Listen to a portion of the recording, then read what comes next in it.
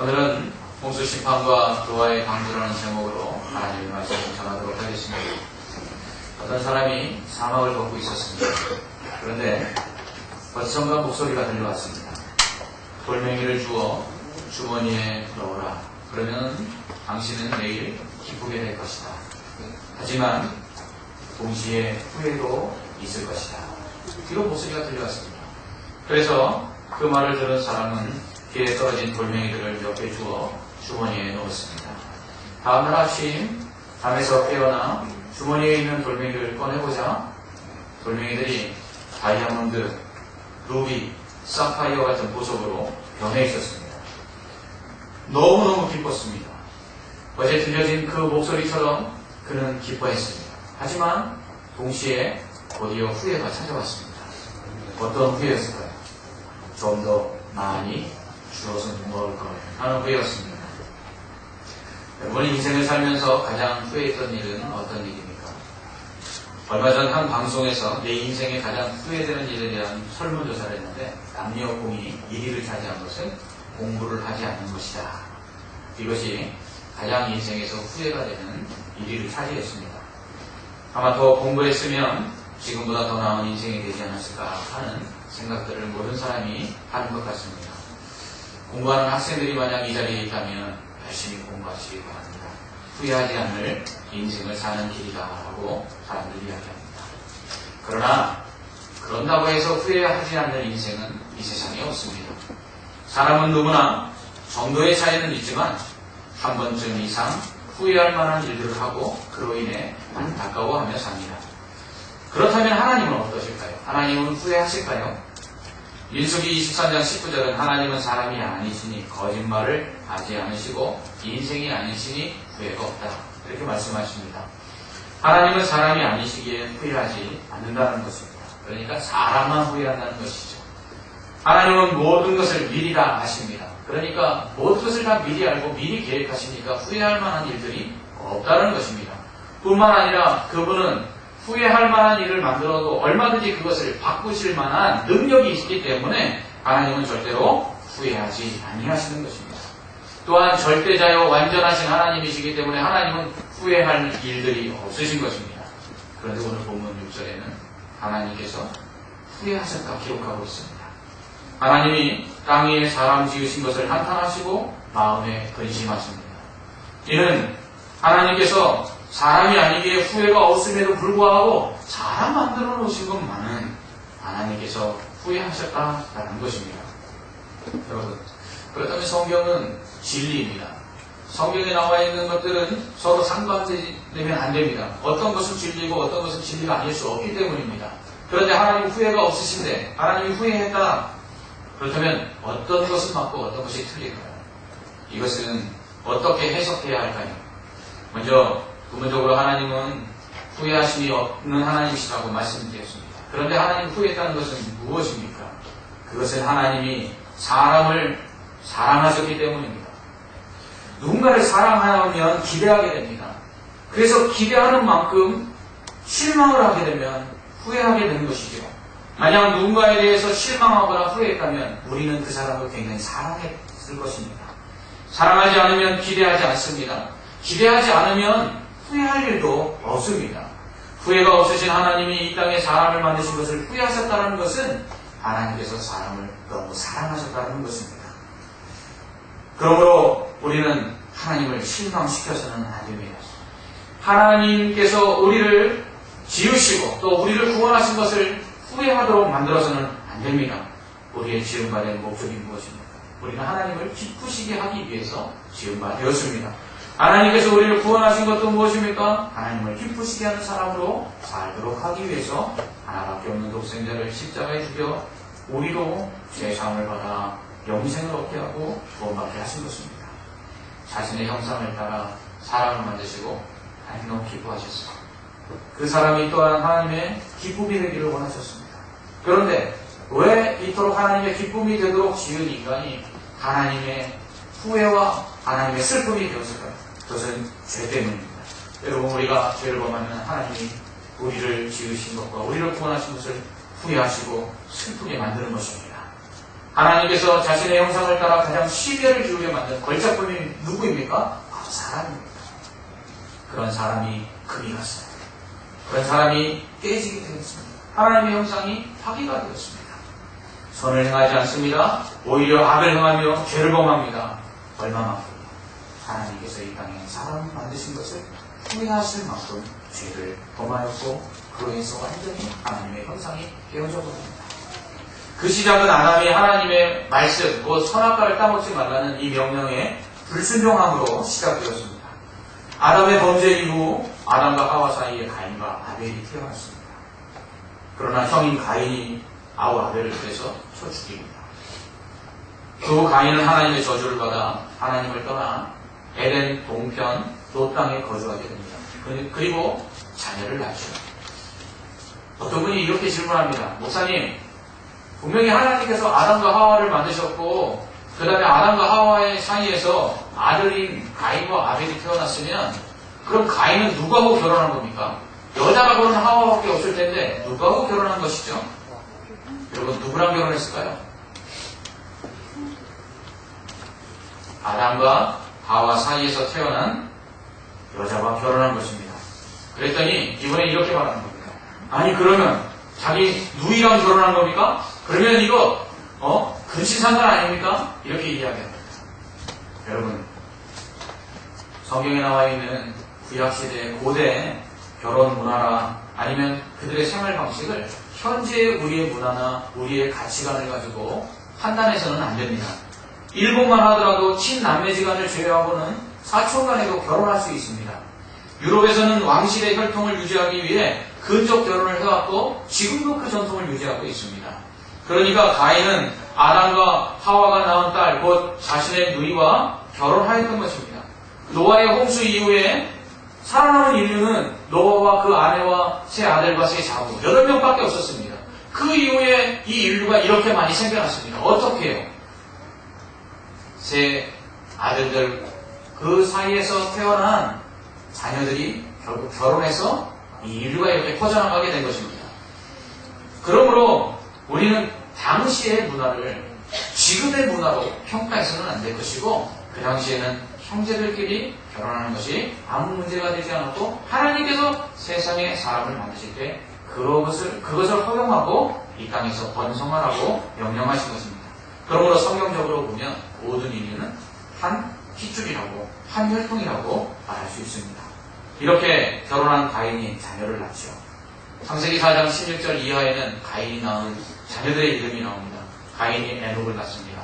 에녹을 낳은 가인은 성을 쌓고 그 이름을 에녹이라고 부릅니다. 에녹은 이랏은 무흐야엘은 무드사엘은 라멕을 낳습니다. 라멕은 두 아내를 얻는데요. 아다와 실라입니다. 아다는 두 아들을 낳습니다. 첫째 아들은 야발로 장막에서 가축을 치는 자의 조상이 됩니다. 그러니까 이제 사냥해서 짐승을 잡아서 필요한 것들을 얻던 시대에서 이제 사육하는 시대로 바뀐 것입니다. 그러니까 우유나 아니면 털을 얻는 데 있어서 훨씬 더 수월하게 된 것이죠. 또한 둘째 아들은 유발이었습니다. 그는 수금과 퉁소를 잡는 자의 조상이 되었습니다. 그는 최초의 악기를 만든 사람이고 연주자였습니다. 라멕의 다른 아내 실라는 두발가인을 낳습니다. 그는 구리와 쇠로 여러 가지 기구를 만드는 사람입니다. 그는 최초의 대장장이었고 엔지니어였습니다. 이처럼 가인과 그 자손들은 문명을 발전시킵니다. 성을 쌓고 목축을 하며 악기를 만들고 그리고 도구들을 만들었습니다. 인류 문명 발전에 이 가인의 후손들이 크게 공헌했습니다. 그러나 라멕은 그의 조상 가인처럼 살인을 저지릅니다. 그의 아내들에게 이렇게 말합니다. 아다와 셀라여 내 목소리를 들으라. 나의 상처로 말미암아 내가 사람을 죽였고 나의 상함으로 말미암아 소년을 죽였노라. 그는 이렇게 소년을 죽였다고 말합니다. 그리고서는 뭐라고 이야기하냐면 가인을 위하여는 벌이 7배 1인데 라멕을 위하여는 벌이 77배 1이로다 라고 말합니다. 스스로가 죄를 짓고도 그 죄에 대해서 회개하지 않으려고 죄를 짓고도 뻔뻔하여 자신을 헤아리는 사람이 있으면 가인이 받은 벌보다 더 큰 77배의 벌을 받겠다고 스스로가 그렇게 이야기합니다. 이처럼 가인과 그 자손들은 인류 문명 발전에 크게 기여한 반면 또한 그들은 이 세상에 더 큰 죄를 범하였습니다. 그리고서는 그것을 회개치도 아니하고 뻔뻔했습니다. 그리고 양심이 무뎌지게 된 것이죠. 죄가 죄를 낳고 죄가 장성하여 점점 세상이 악해지게 된 것입니다. 여러분, 우리는 흔히 이렇습니다. 세상이 잘 살기 좋아집니다. 세상이 더욱더 발전하면 세상이 더욱더 지금보다는 좋아지지 않을까. 그러나 오늘 가인의 후손들을 통해서 우리에게 보여주는 것은 무엇입니까? 인류 문명의 발달이 선한 세상을 만드는 것이 아니라는 것입니다. 현대 산업기술 문명의 발전은 더욱더 세상을 악하게 만들고 있음을 우리는 보고 있습니다. 기술의 발전과 죄악의 속도도 훨씬 더 비례해서 빨라진 것을 보게 됩니다. 여러분, 기술의 발달, 문명의 발달, 결코 사람을 선하게 만들지 못한다는 것입니다. 이렇게 가인과 그 후손들이 죄를 범하여 이 세상에 점점 죄악이 관영해지자 하나님은 아담과 하와에게 셋을 주십니다. 이 셋은 창세기 4장 25절에 보니까 하나님이 아벨 대신에 주셨다 이렇게 말씀하고 있습니다. 그러면 왜 하나님은 셋을 아벨 대신 주셨을까요? 아벨은 어떤 사람입니까? 하나님을 잘 섬기던 사람입니다. 의인입니다. 그러니까 하나님께서는 아담과 하와에게 셋을 주셔서 이제 아벨 대신에 의로운 자손들을 만들기를 원하신 것입니다. 그래서 가인이 자녀를 낳을수록 죄인을 양산하는 것처럼 셋을 통해서 의인을 양산하시기를 하나님 원하셨습니다. 그래서 창세기 5장에 아벨 대신해 주신 셋의 자손들의 족보가 기록되어 있는데 거기에 보면 셋이 에노스를 낳습니다. 에노스 때는 그때야 비로소 사람들이 하나님의 이름을 불렀다 이렇게 말합니다. 당시에 가인이 아벨을 죽인 다음에 제사가 끊어진 것입니다. 그래서 죄를 범하면서 하나님께 더 이상 제사하지 아니하고 하나님의 이름을 부르지 않은 것입니다. 그러니까 죄가 들어오면 결국 하나님을 섬기는 것이 이 세상에서 사라지는 것입니다. 그로 인해 하나님께서는 셋을 통해서 에노스를 낳게 하시고 다시 하나님께 제사하며 그 이름을 부르게 하십니다. 에노스는 또한 게난을 낳습니다. 게난은 마할랄렐은 야렛을, 야렛은 에녹을, 에녹은 무드셀라를, 무드셀라는 라멕을, 라멕은 노아를 낳습니다. 이제 의인의 후손들이 더욱더 생겨나게 되는 것이죠. 여기서 우리는 에녹이라는 사람을 주목할 필요가 있습니다. 아담의 7대손인 이 에녹은 365세를 삽니다. 65세에 그가 무드셀라를 낳는데요. 무드셀라는 성경에 나오는 가장 오래된 인물입니다. 이 무드셀라를 낳은 후에 에녹은 300년 동안 하나님과 동행하다가 하나님이 데려가십니다. 창세기 5장 족보를 보면 누가 누구를 낳고 몇 년 살다가 죽었다 이렇게 기록하고 있습니다. 모든 사람이 다 죽었다고 기록합니다. 그런데 유독 에녹만큼은 죽었다는 기록 대신에 하나님께서 데려가심에 세상에 있지 않았다라고 기록하고 있습니다. 이는 그가 죽지 않은 것입니다. 그는 죽음을 보지 않고 하나님께서 하늘, 곧 천국으로 데려가셨습니다. 성경에는 죽음을 보지 않고 천국에 간 사람이 두 사람 나오죠. 한 사람은 에녹이고 한 사람은 엘리야입니다. 이 두 사람을 통해 성경은 죄로 말미암아 모든 사람이 다 죽게 되었지만 하나님께서 죄악 가운데 죽지 아니하고 살 수 있는 방법이 있다는 것을, 죽음을 보지 아니하고 영생을 얻는 방법이 있다는 것을, 죽음을 보지 아니하고 천국에 가는 길이 있다는 것을 보여주고 있는 것입니다. 아담의 범죄 이후에 모든 사람이 죄를 범하여 다 죽게 되었습니다. 그러나 예수 그리스도로 말미암아 모든 사람이 의롭다함을 받고 살게 되었습니다. 예수님은 나는 부활이요 생명이니 나를 믿는 자는 죽어도 살겠고 무릇 살아서 나를 믿는 자는 영원히 죽지 아니하리라 말씀하셨습니다. 그러므로 예수를 믿는 사람은 죽지 않는 것입니다.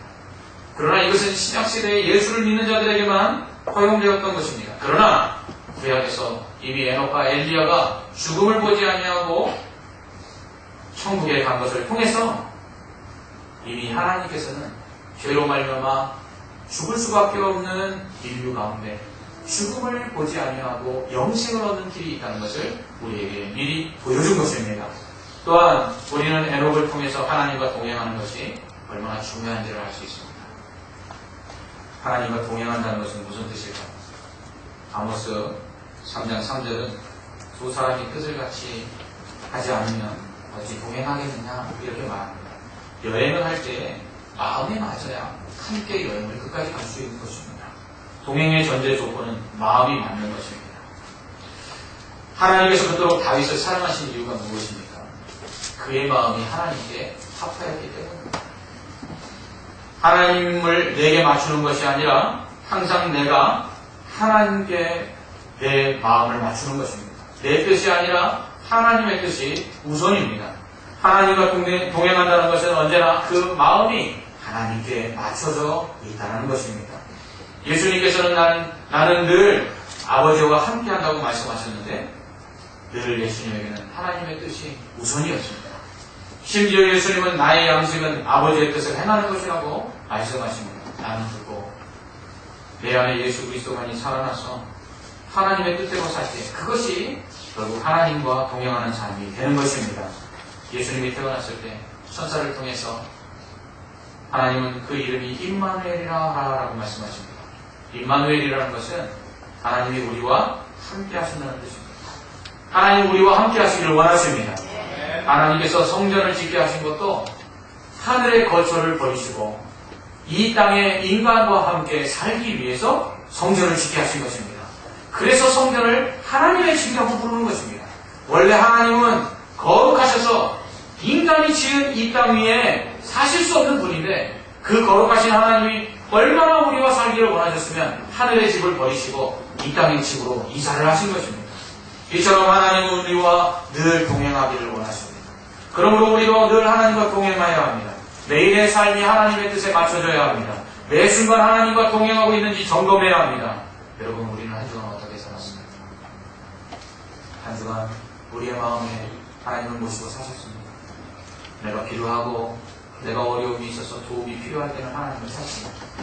그러나 내가 평안할 때에는 내 생각과 내 뜻과 내 힘을 의지하고 하나님 필요 없는 삶을 살지는 않았는지 우리는 하나님과 늘 매 순간 매일의 삶 속에서 동행하며 살아야 합니다.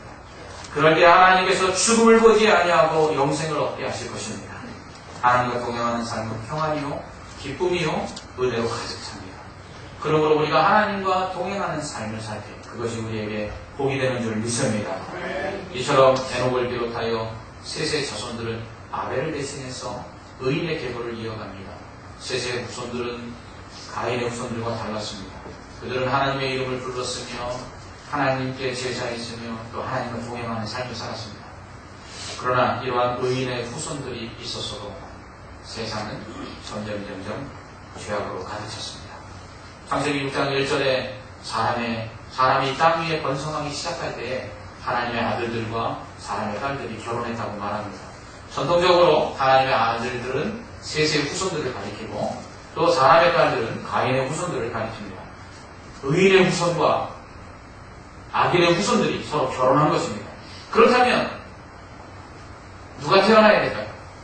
멘델의 법칙에 의하면 우성의 법칙에 의해서 우성인자가 그 다음 세대에서 나타나게 됩니다. 그렇다면 의인과 죄인 누가 우성일까요? 죄인이 우성이었습니다. 의인과 죄인이 서로 결혼했는데 그 사이에서 태어난 것은 악인이었습니다. 5절 말씀해 보니까 사람의 죄악이 세상에 가득함과 그의 마음으로 생각하는 모든 계획이 항상 악할 뿐이라고 말합니다. 의인과 악인이 결혼했는데 거기서 태어난 것은 다 악인이었고 의인은 없어서 세상은 점점 악으로 가득 찼다는 것입니다. 당시 땅에는 네피림이 있었습니다. 네피림이라는 것은 하나님의 아들들, 셋의 후손과 사람의 딸들인 가인의 후손들 사이에서 태어난 인류였습니다. 이들은 큰 용사였고 당대의 명성을 얻었던 사람들입니다. 네피림에 대해서 성경은 더 자세하게 이야기하지 않습니다. 그러나 분명한 것은 네피림들은 보통 일반 사람들보다 뛰어난 사람들이었다는 것입니다. 그들은 용사였고 명성이 있는 대단한 사람들이었습니다. 그러나 이러한 위대한 인류가 태어났지만 그럼에도 불구하고 세상을 죄악 가운데서 건져낼 수 없었습니다. 이처럼 세상의 성공이나 명성 그리고 능력이 오히려 세상을 선하게 만드는 데 사용되기보다는 세상을 더욱더 악하게 만드는 데 사용되는 것을 볼 수 있습니다. 인류의 문명의 발달과 그리고 그들의 뛰어난 능력과 명성은 오히려 세상을 악하게 만들었습니다. 이는 인류의 역사에 있어서 희망이 없음을 보여주는 것입니다. 세상은 결국 세상 가운데 죄를 없애고 의와 선을 행할 사람들을 만들어낼 수 없다는 것을 우리에게 보여주고 있는 것입니다. 대통령 선거가 이제 얼마 남지 않았습니다. 새 후보로 압축되어 각축전을 벌이고 있습니다. 누가 되어야 할까요?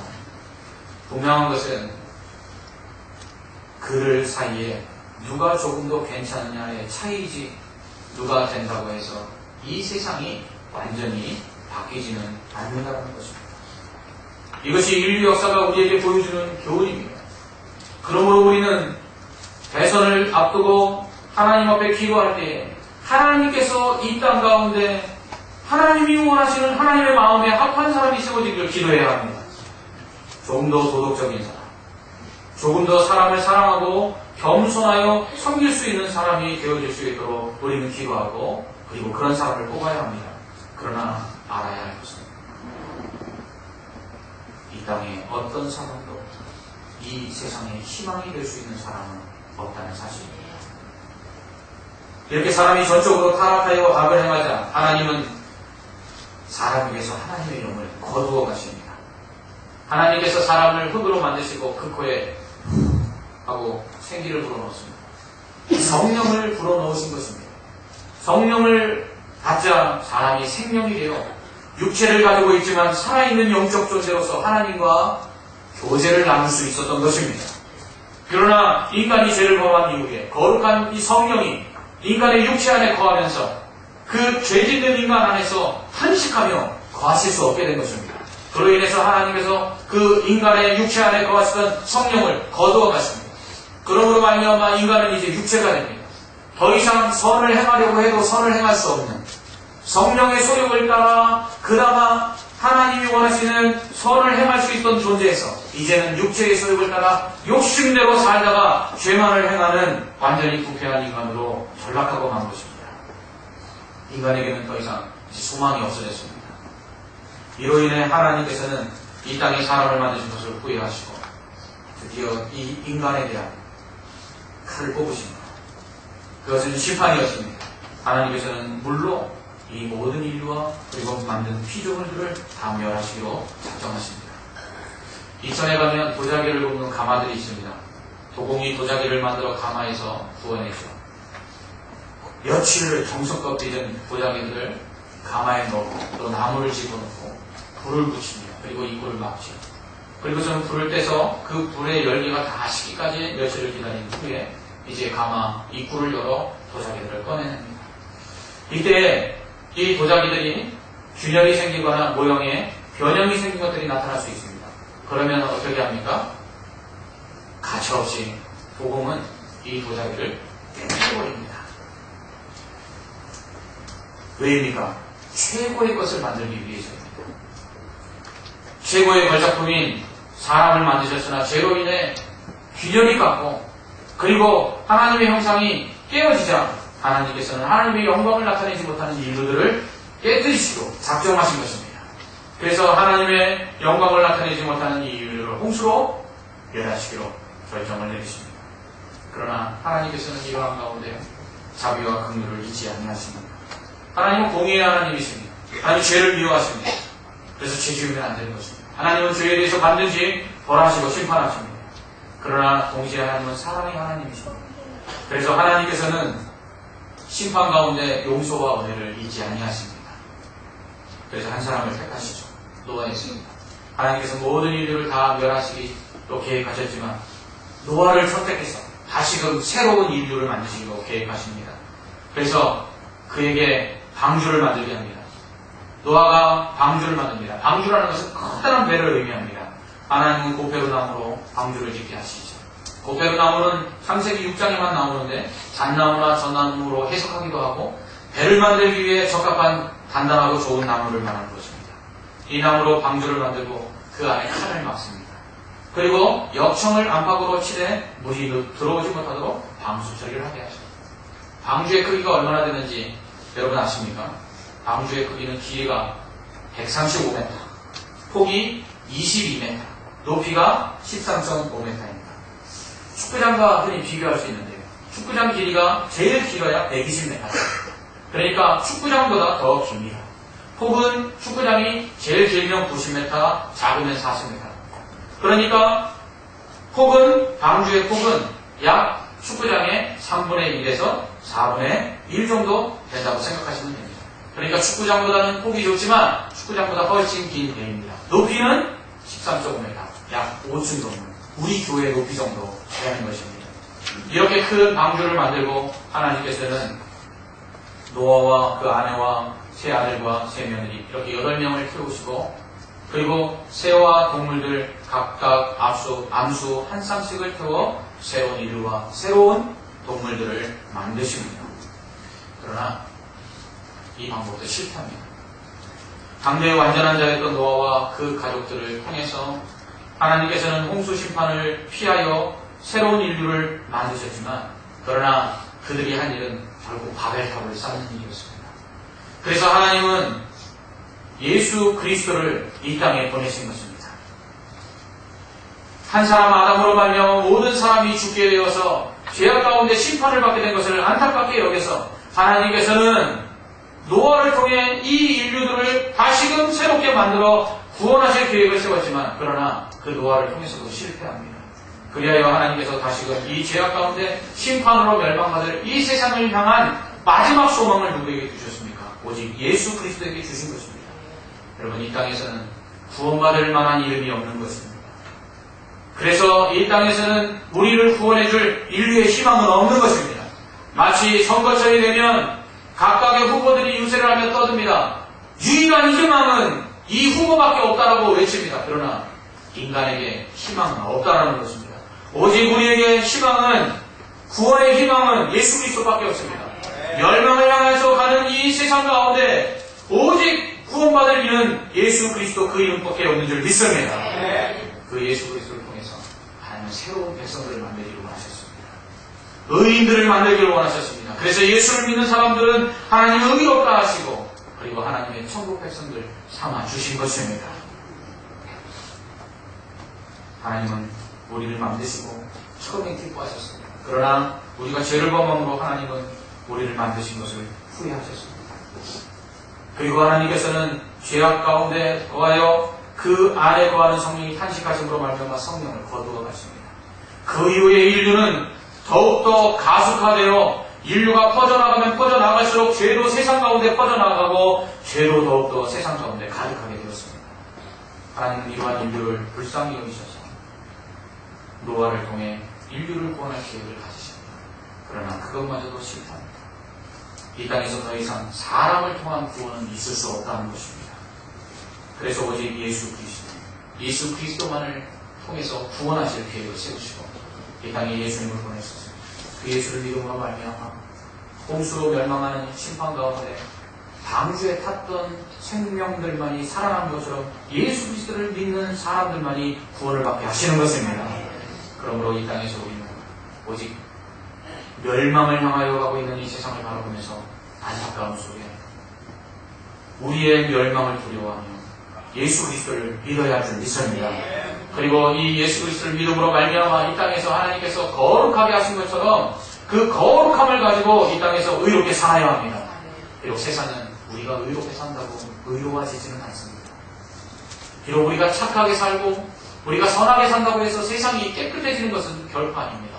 왜냐하면 이 세상은 이미 멸망을 향하여 예비된 길로 가고 있기 때문입니다. 그러나 죄악의 어두운 세상 가운데 우리는 의롭게 살고 거룩하게 살아야 합니다. 그래서 이 어두운 죄악의 세상에서 빛이 되어야 합니다. 이 어두운 죄악 세상 가운데서 죄를 범하다가 멸망할 인류들에게 빛을 비춰주어야 합니다. 그들에게 예수 그리스도는 빛을 우리를 통해서 나타내야 합니다. 그래서 그들에게 구원이 있습니다. 그들에게 심판을 면하고 살 길이 있음을 드러내야 하는 것입니다. 그러기 위해서는 성령의 충만을 받아야 합니다. 우리가 거룩하게 살기 위해서는 우리의 힘으로는 되지 않습니다. 날마다 말씀과 기도로 무장하십시오. 성령의 충만함을 얻기 위하여 간구하십시오. 우리는 성령이 임하여 우리의 죄의 소욕을 이기고 하나님께서 맨 처음에 우리를 창조하셨던 그 거룩한 모습을 회복할 수 있도록, 그래서 우리를 통해서 죄악된 세상 가운데 예수 믿는 것이 구원의 유일한 길임을 증거하시기 바랍니다. 이제 우리는 10월 28일 새생명 축제를 준비하고 총동원 전도주의를 준비하고 있습니다. 총동원 전도주의를 통해서 우리가 하고자 하는 일이 무엇입니까? 구원의 방주에 사람들을 키우는 일입니다. 노아는 방주를 만들었지만 멸망할 사람들을 키우지 못했습니다. 그러나 예수 그리스도라는 구원의 이 방주에는 누구든지 올라타기만 하면 구원받을 수 있는 은혜를 하나님께서 허락해 주셨습니다. 우리가 이미 타서 천국을 향하여 가고 있는 이 구원의 방주라는 예수 그리스도, 이 예수 그리스도는 우리만이 아니라 믿지 않는 우리의 가족들과 우리의 이웃들에게 이 구원의 방주의 예수 그리스도를 믿음으로 말미암아 천국에 갈 수 있도록 우리가 하나님의 뜻을 그리고 복음을 이 땅 가운데 나타내며 그리고 더욱더 선하고 거룩하게 사는 하나님의 의로운 백성들 되기를 주님의 이름으로 축원합니다. 기도하겠습니다. 하나님, 세상이 점점 악해져 갑니다. 좋은 소식보다는 흉흉한 소식들만이 넘쳐나고 있습니다. 노아의 홍수 심판의 때와 같이 점점점 악해져가는 이 땅 가운데, 그러나 예수 그리스도를 통해 구원의 은혜를 허락하여 주심을 감사합니다. 우리가 이미 예수를 믿어 구원받았사오니 우리만 아니라 믿지 않는 모든 이들이 예수를 믿고 구원받을 수 있도록 복음을 전도하는 저희를 되게 하여 주시옵소서. 악해져가는 세상 속에 믿는 자들이 의롭게 살아서 빛과 소금으로 살기를 원합니다. 그리하여 하나님의 영광과 덕을 선전하게 하시고 한 영혼이라도 더 우리를 보고 예수 믿는 것이 구원의 유일한 길이며 이 세상에서 유일한 소망임을 알게 하여 주시옵소서. 예수님 이름으로 기도합니다. 아멘.